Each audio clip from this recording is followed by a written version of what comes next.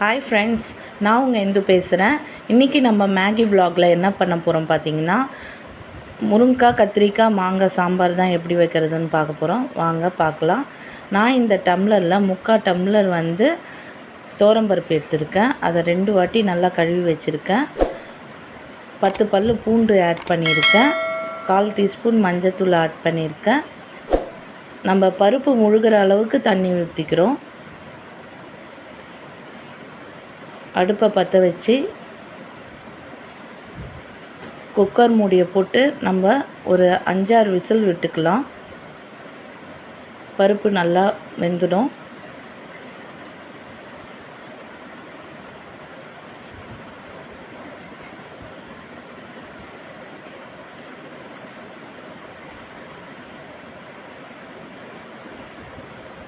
Whistle வந்துடுச்சு. ஸ்டவ்வை of பண்ணிக்கலாம்.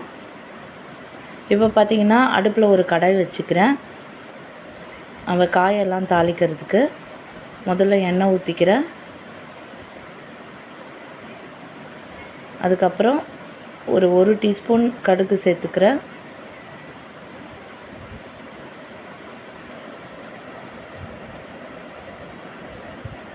வெந்தயமும் 1 டீஸ்பூன் சேர்த்துக்கிறேன்.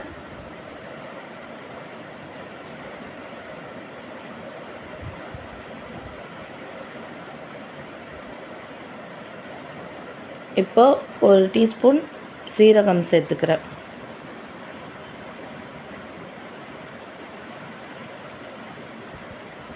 இப்போ எல்லாம் பொரிஞ்சிச்சு.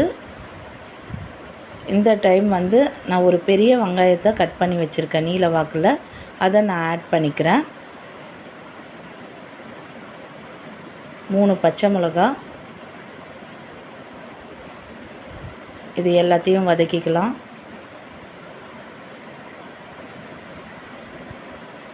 லைட் பிங்கிஷ் கலரில் வர வரைக்கும் வதக்கிக்கோங்க. இப்போ பார்த்திங்கன்னா முருங்கைக்காய், கத்திரிக்காய், மாங்காய் எடுத்துருக்கேன். அதை எல்லாத்தையும் சேர்த்துக்கிறேன். சேர்த்து நல்லா வதக்கிக்கிறேன்.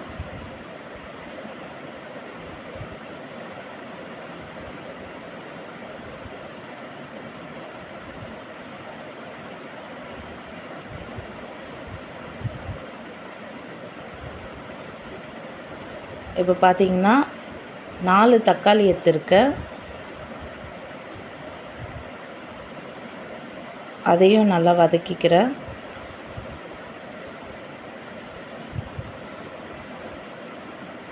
நம்ம மாங்காவும் தக்காளியும் அதிகமாக போடுறதால நான் புளி ஊற்றலை ஃப்ரெண்ட்ஸ். ஏன்னா புளியும் ஊற்றினா நம்மளுக்கு சாம்பார் ரொம்ப புளிப்பாகிடும். ஸோ அதனால் புளி நான் சேர்க்கலை. தேவையான அளவு உப்பு ஆட் பண்ணிக்கிறேன். நான் வைக்க போகிற குவான்டிட்டிக்கு பார்த்திங்கன்னா 3 டீஸ்பூன் கல்லுப்பு சேர்த்துருக்கேன். இது எல்லாத்தையும் நல்லா வதக்கிக்கிறேன்.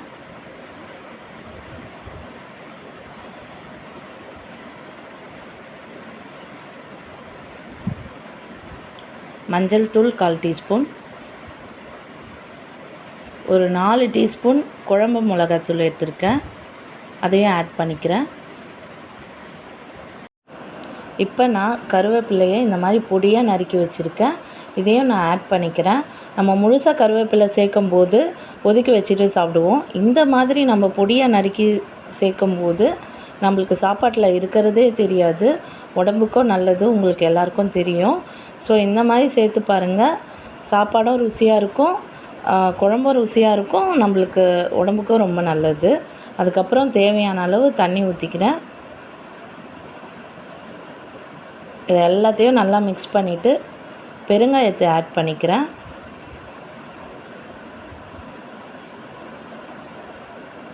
இதையும் நல்லா மிக்ஸ் பண்ணி விட்டுக்கோங்க.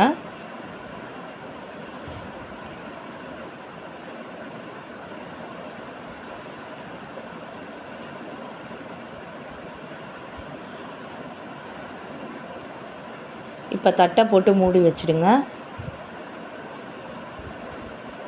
ஒரு 10 நிமிஷம் நல்லா கொதிக்கிட்டோம். இப்போ பார்த்திங்கன்னா பருப்பு வேக வச்சது குக்கர் விசில் ஸ்டீம் போயாச்சு. ஸோ ஓப்பன் பண்ணிவிட்டு மற்ற போட்டு கடைஞ்சிக்கிறேன்.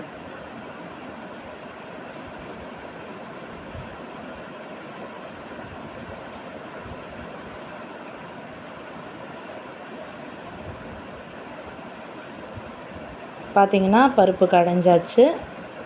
ஸோ இப்போ தட்டை எடுத்து பார்த்தேன், காயெல்லாம் நல்லா வெந்துடுச்சு, நல்லா கொதிச்சிச்சு பாருங்கள். இப்போ நம்ம எடுத்து பருப்போடு சேர்த்துக்கலாம்.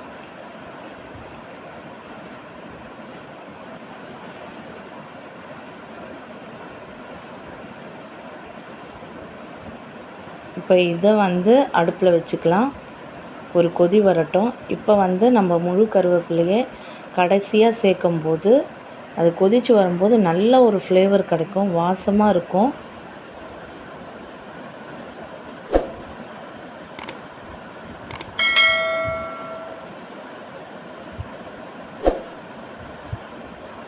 முழு கருவேப்பிலையும் கிள்ளி சேருங்க கடைசியாக, அது ஒரு ஃப்ளேவர் கொடுக்கும் சாம்பாருக்கே. இப்போ ஃபாஸ்ட்டாக வச்சுட்டு தட்டு போட்டு மூடிடுங்க, கொஞ்சம் திறந்து வைங்க, ஏன்னா பருப்பு போட்டுருக்கிறதால நம்ம கொதித்து வரும்போது பொங்கிடும். பாருங்கள் நல்லா கொதிச்சிச்சு. இப்போ நம்ம கொத்தமல்லி ஆட் பண்ணிக்கலாம். அவ்வளோதான் ஃப்ரெண்ட்ஸ், கத்திரிக்காய் முருங்கைக்காய் மாங்காய் சாம்பார் ரெடி. இந்த வீடியோ உங்களுக்கு பிடிச்சிருந்தா லைக் பண்ணுங்கள், ஷேர் பண்ணுங்கள், சப்ஸ்கிரைப் பண்ணுங்கள், பக்கத்தில் இருக்கிற பெல் ஐக்கானை கிளிக் பண்ணுங்கள். அப்போ தான் நான் போடுற வீடியோ உங்களுக்கு நோட்டிஃபிகேஷனாக வரும். Thank you friends.